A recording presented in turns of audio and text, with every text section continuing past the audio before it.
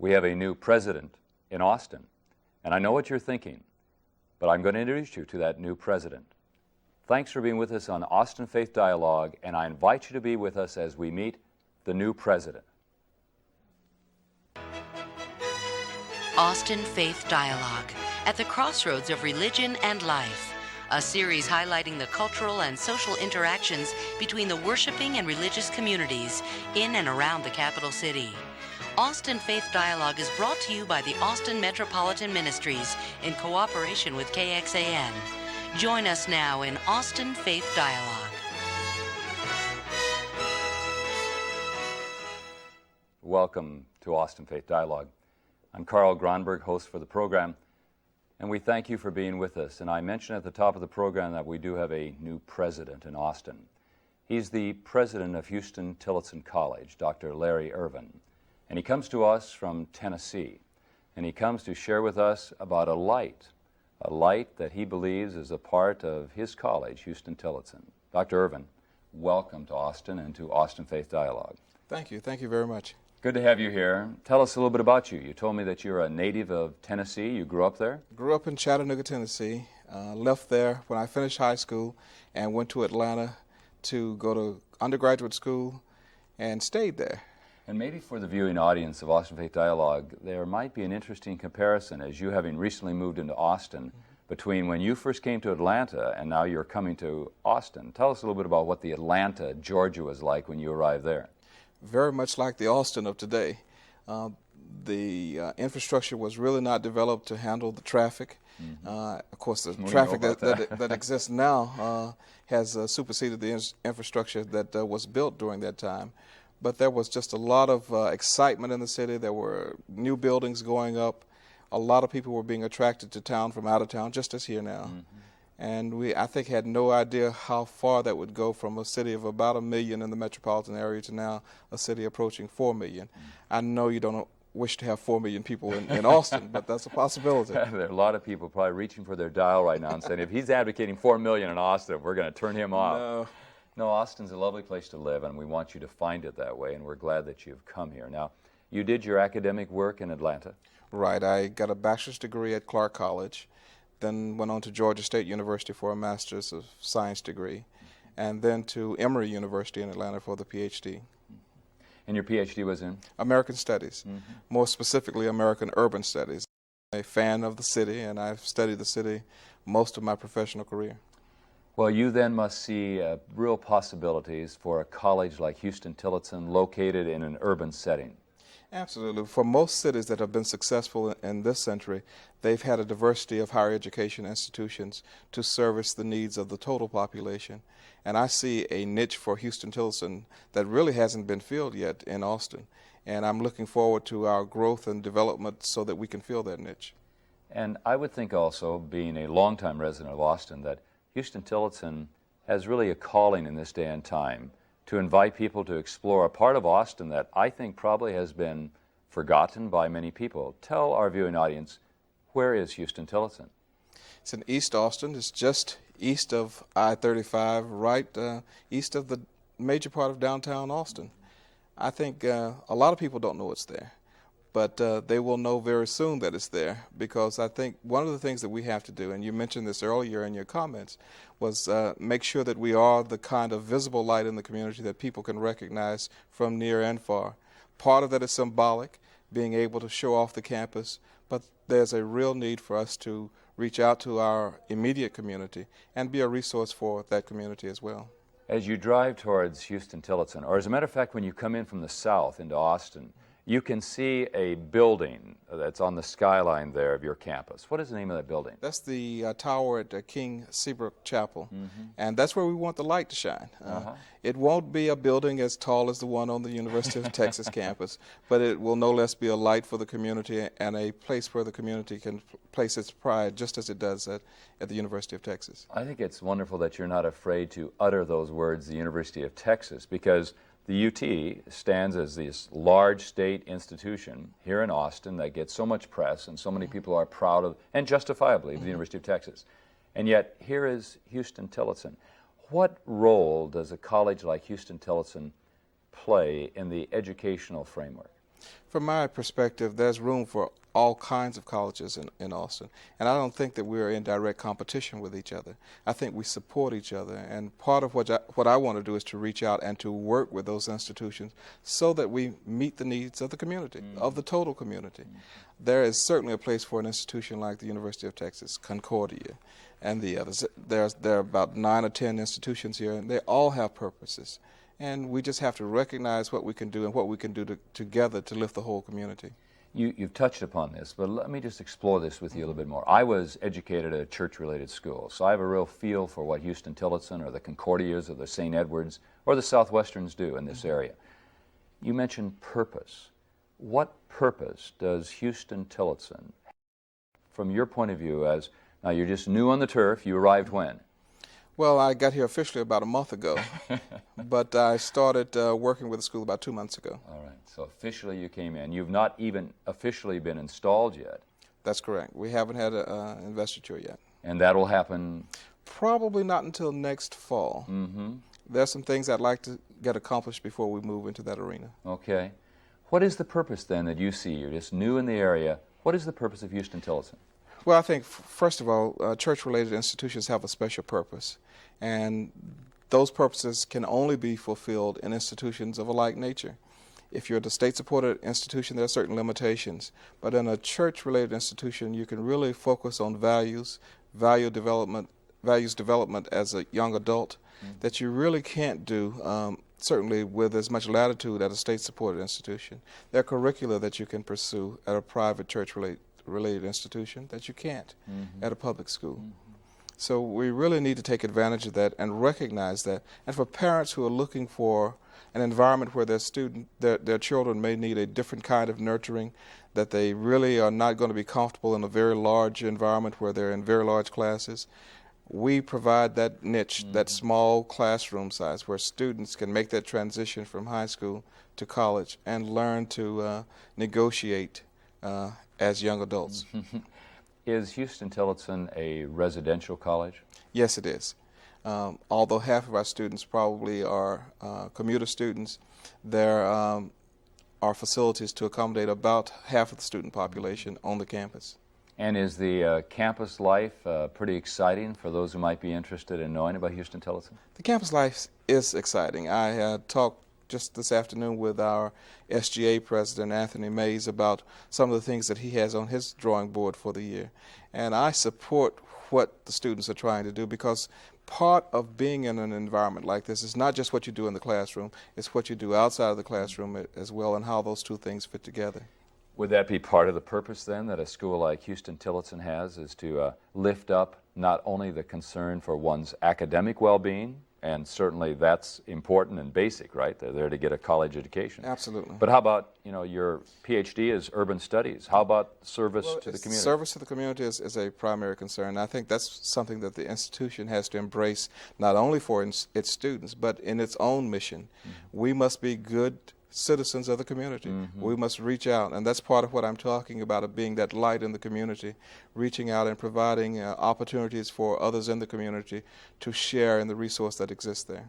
You mentioned about the connection with the church. You are connected with what denominations? United Church of Christ and the United Church.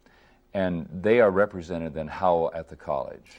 They're represented primarily on the board of trustees. There are a certain number of slots that are allocated to each denomination, and then there are certain times during the year when we recognize the church affiliations. And of course they provide resources for us, which also helps strengthen the relationship.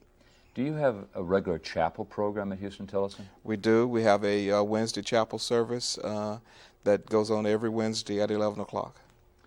I know from some of our Lutheran colleges, like Texas Lutheran in this area, that they have a campus pastor. Do you at Huston Tillotson have such a person? We certainly do. And what is the role then of a campus pastor on the college campus? Very much as a pastor would be at a church, to provide that spiritual nurturing for the persons in the community, not just the students always, but certainly the faculty and the staff as well. And then there will be times where people in the immediate community will come for that resource as well. You know, Larry, I'm so very old that when I went to college at the Pacific Lutheran University as my alma mater in Tacoma, Washington, I get a plug in there for PLU. When I went there, we had required chapel. And you went every day to chapel, and they even had somebody who would check to see that you were there. I'm grateful for those years at Pacific Lutheran, but I'm grateful that they have since given up that and checking whether you're there in chapel or not. What about the role then of your college, Huston Tillotson, in that spiritual development? You have Wednesday chapel. Do they have other activities that are available? Sure, there are other activities. The campus minister is a full-time position, so there are other opportunities throughout the week. We have been looking at Sunday services, and we've in fact had at least one of those already this year. But there are a number of opportunities for us to relate to the local religious community to make sure the students have that outlet as well. You know, I'd like to pursue that in the second half of the program and talk a little bit about that. But talk to me about the ethnic makeup of Huston Tillotson first. Fairly diverse. I was walking across campus the other day and just looked from north to south, and I could just see a range of colors. And that really was encouraging, because part of what we hope to do is to be a place where people from all persuasions can come together, live together, and be a model for what is possible in this world. So we have a majority of our students are African American, but we have a significant percentage, about 20% that are Hispanic, about 5% that are white, and then a number of international students, somewhere in the range of 5 to 8%. Do you have thoughts and plans in reaching out both to the Anglo population and the Hispanic population to bring a little more balance and diversity to the college campus? Well, I think that's one of the things that is probably a misnomer about historically black colleges. Many people think that they have always been for black folk, and that is simply not true. They've always been open to everyone. And I think part of the story is to make sure that people become aware of that fact and recognize that there's opportunities there for anyone, regardless of their race. And when you have discovered Austin in the last month or so, and as you walked across the campus, what is your impression? Gee, this is an awfully hot place. Yeah. And it will cool down. Believe me. Now, Atlanta's got to be a hot place, too. It's hot, but nothing like this. You know what this is, Larry? We're testing you to really see if you're able to stand the heat. Well, I am beginning to notice a difference. There's a dry heat here, which I can tolerate a lot more than the humidity in Atlanta. When we come back in the second part of the program, would you talk a little bit more about some of your vision and dreams for Huston Tillotson? Sure. And would you also share with us something about, well, how you're going to reach some of those goals? Please stay with us in Austin Faith Dialogue as we talk to the president of Huston Tillotson College.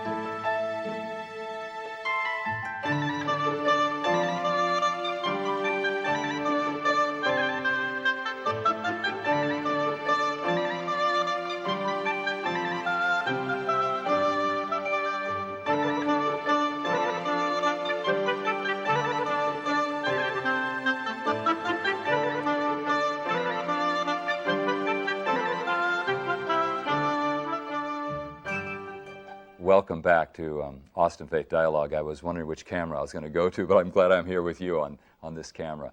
We have the new president of Huston Tillotson College with us on the program today, and we're glad to have Dr. Larry Irvin with us.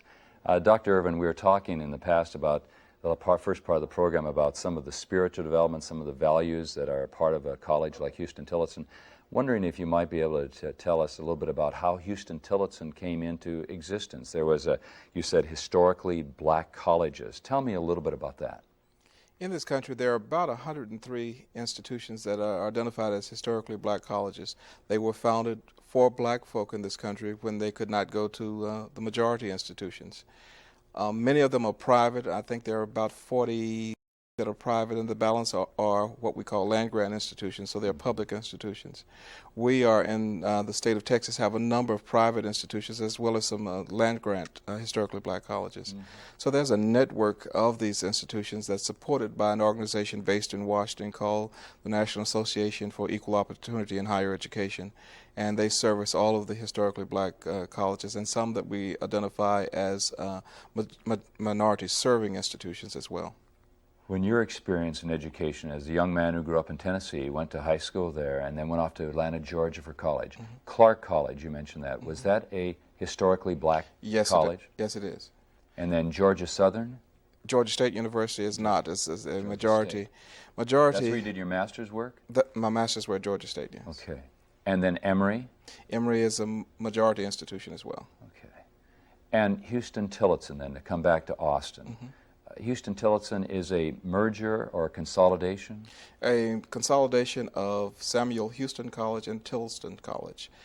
They were located in close proximity to each other, and as a matter of fact, now the current campus is the old Tillotson campus. So they were serving different constituents, but serving the Austin community and Texas. And something really to celebrate then, isn't it? That history of the historically black colleges. Absolutely, and the consolidation of these two institutions. And when do you celebrate that? That's in October. It's typically the last Friday in October. And the community would be invited to that? Absolutely. We'll be celebrating this year 125 years of education provided by these two institutions on October 27th on our campus. So we welcome the community to come and join us in this great celebration. And that's the last Friday in October? The 27th. 27th. You know, that's right near Reformation Day. Yes. So we Lutherans are pretty excited about that too, you know. That's a good idea. All right. And I think it's something for you to consider, is reaching out to the Austin community and inviting them to be a part of these kinds of events at Huston Tillotson. The college has some strengths and some weaknesses, right? Absolutely. What are some of the strengths academically of Huston Tillotson? I think if you had to make a blanket statement, it would be the liberal arts education that we've provided over the years, and that has been a focus on education training teachers. And that's something we're still giving a great deal of attention to. We have some non-traditional programs that deal with people who have gone to college in various areas who come back to do this teaching certification. That's really exciting, and I think we're really making a contribution to the local community in that regard. Those graduates, do they go into parochial education or they go in the public school system? Many of them go into the public school system, and of course that would be my preference, to make sure that we get the most mileage out of the training that we've provided for the students who come to. And these are non-traditional age students, as you might imagine, and they have a real zest for teaching. They have had other careers, or they have pursued other careers and decided that this is really their true calling, and that's what they want to do, and they do an outstanding job with it. To be in the classroom. Yeah. But we have some other areas as well, evolving areas in mass communications, certainly in computer science, and there are other areas in the sciences where we've noticed a tremendous growth in student interest in the last several years. When you talk about mass communication, what are you referring to? We're talking about radio, television, broadcast media, as well as print media. And your students are trained on campus there? They have They're classes trained. there? Have classes, have the facilities. We have sets very much like the ones that we're using here today on our campus, so students can be trained as to how to do that. I would think that there'd be a lot of fine people who would come out of that program and maybe find their way to stations and in the Austin community. At least one that I know of that is very nearby has done that already. That's right. And then you also mentioned some other areas besides mass communication. Science? Science. In this country right now, there's a tremendous emphasis on building a cadre of graduates who are competent in a whole range of science disciplines, and there has been a shortage. So one of the things that I think the community needs to know, that one of the areas where students can go in college and get support for college is if they choose one of the science disciplines. They, of course, have to have an aptitude in that discipline that they choose, but certainly that is an area that has witnessed tremendous growth and tremendous emphasis from both the public and private sectors for funding. Funding would be available for those who are interested in science and mathematics and those types of things. Right. Particularly those who are also interested in going on for the PhD. We're concerned about the professoriate and who's going to be around to teach the next generation of students. I think that's a very interesting thought and idea. And the type of person you want is one who is committed. Absolutely. Committed to teaching others. Talk to us about funding. What does it cost to go to Huston-Tillotson? Well, right now we're still under the $15,000 a year threshold for students who are residential students. Our tuition is somewhere approaching $10,000 per academic year, and that's a good cheap buy for the quality of education that's being provided. I don't know how long we can continue to do that. We can't continue to do it without a significant influx of support from the public. And that's one of the reasons why it's important that I have a chance to talk to the community about that need for Huston-Tillotson now. What can we do? What can the public in Austin, the community of Austin, to whom do you want to address your interest in soliciting advice?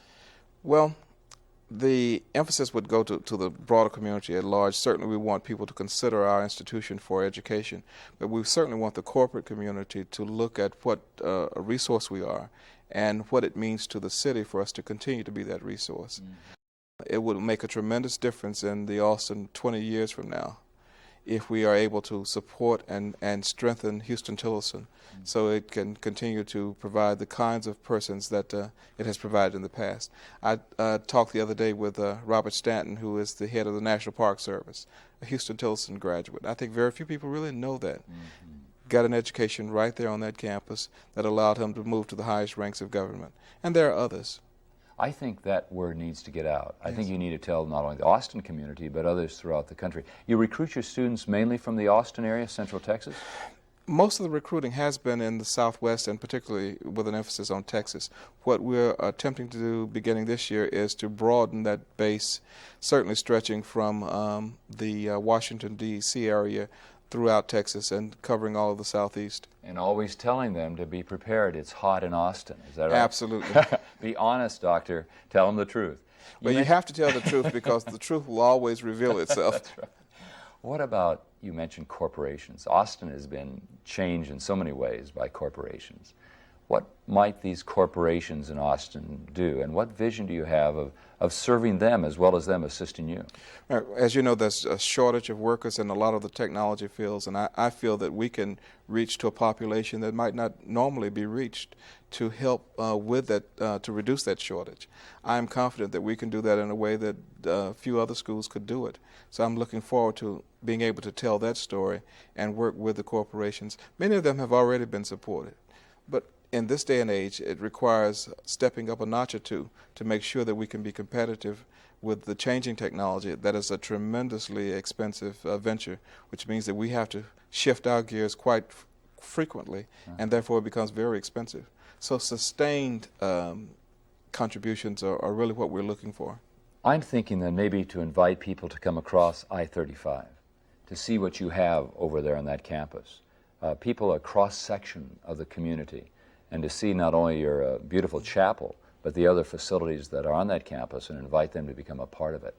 I have to ask this question, sure. And you know it's going to come. Anybody who's been a long time in Texas is going to ask you this question. What about sports, Dr. Urban? What kind of sports do you have at Huston-Tillotson? We have a variety of sports. I think sports are critically important to the whole college environment. It gives students something to rally around. It gives the faculty and staff something to do to bring them back and engage them in the college community. So that's very important. We have basketball and for men and women, track, and there's a women's volleyball team, and we have a men's soccer team. I'm thinking also the role of sports as an educator, as the president of a college. What do you want your coaches and your student athletes to do in representing Huston-Tillotson College? Well, in a former life, I was the chief student affairs officer, and athletics reported to me. And my emphasis then, as my emphasis is now, is on the academic training that you come to college to get. The sports, the other extracurricular activities are all designed to support that academic training. So that the athlete, when they have finished their student athlete. Yeah, excuse me, sir. Student athlete. When the student athlete has finished his or her eligibility, that they have a diploma in their hands and they have something that they can go out with. Absolutely. I wanted to ask you also about another issue that has to do with money, and it has to be asked a college president these days. What about endowment funds? Do you go to your alumni? Where do you go to help build endowments? Also, as a clergy person, I know that the colleges that I support are always interested in help with their endowments. Where is Huston Tillotson in terms of endowment, and where are you going to go further with that? Our endowment right now is right around $6 million, which is about 1/5 of what it should be, and even growing. Then we have colleges all around that are on endowment campaigns to raise $1 million, $1 billion. We are certainly not in that range at this point, but we are certainly looking forward to a point in the near term where we will be raising the endowment. It will come from a variety of sources, but the reason why alumni hear about it most, because endowment funds are the hardest funds to raise, because typically people want to give to a specific program or a specific project and not to the general well-being of the college's fiscal posture. So it requires telling the story and making the case for gifts that can be counted in the endowment. Of course, endowment gifts can be designated for specific purposes, but the colleges most often need funds that will allow them with their general operating expenses to have a starting point each year that is typically not there for private schools like it is for state-supported schools. Your endowment fund now, does it help you give financial aid to students? Yes, it does. And a student that would like to come to Huston Tillotson then would meet with a financial advisor and they would talk about some financial aid? Absolutely. We have I'm glad you raised that. You must have been cued on that. Today we had our director, our dean for enrollment services and finance services, to receive an award for the work that she has done in counseling students. So that will be in the news today and tomorrow, I'm sure. There's a tremendous job being done counseling and working with students so that they can be better equipped financially to attend college. Lots of questions to ask you. Time is running short. How about your faculty? Faculty is growing. We made a number of substantial appointments this year to strengthen our ability to provide the curriculum that we have designed. You want to be a light not only for East Austin, but a light for the city of Austin. Absolutely. We're glad you're here, and we Thank think that you can bring that light. Any last word you want to say to the Austin community and Austin Faith Dialogue? Well, simply that we need your support, and we will in turn provide the support for this community. And invite them also, which we hope you'll do, is to come to Charter Day. And that'll be held October 27th, and you can come to the campus, and you'll see this fine campus in East Austin, and you'll be able to meet the new president, Dr. Larry Irvin, who has come to be with us in Austin. Thank you for watching Austin Faith Dialogue. Peace be with you.